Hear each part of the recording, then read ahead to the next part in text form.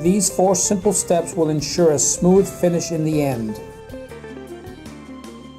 This surface is well prepared, so we're ready to move on. Mix a small amount of Marbolite water-based epoxy for cutting in. The mix ratio is 4 parts resin to 1 part hardener. Now is the proper time to add additional color to achieve multiple color effects.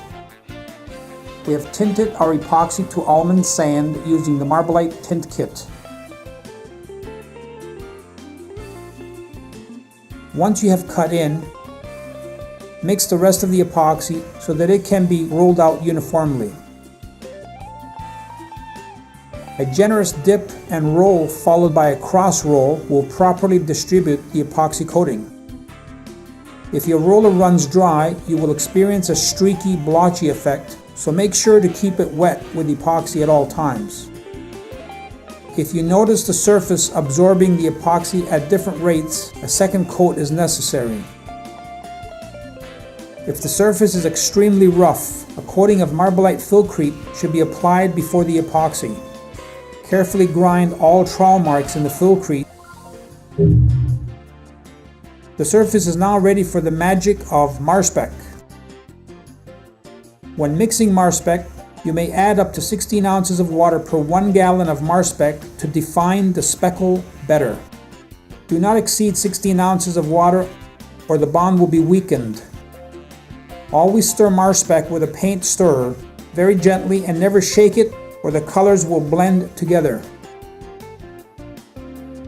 A 1 quart capacity paint sprayer used with a Titan high volume low pressure unit can easily finish jobs of this size.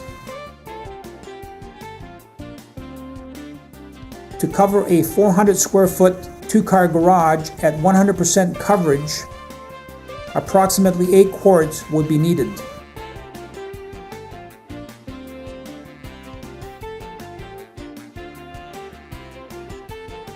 For larger jobs, Marbolite stocks the Titan TS50P with pressure pot, feed hose, and cart assembly.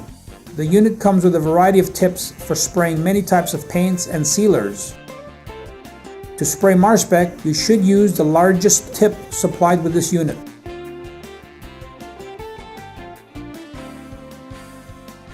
The spray process goes by effortlessly with this HVLP unit.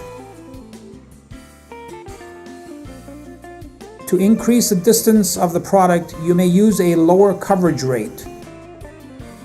At a 50% coverage rate, you will double the amount of square feet you can get from a gallon of Marspec and produce a unique color effect at the same time.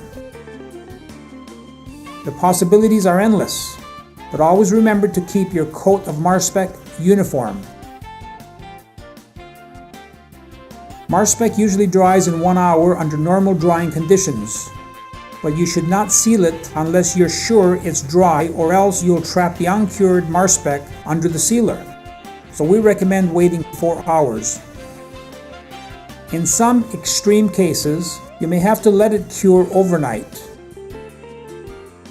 The most important thing to remember is not to spray Marspec if the conditions don't allow water to evaporate from the surface.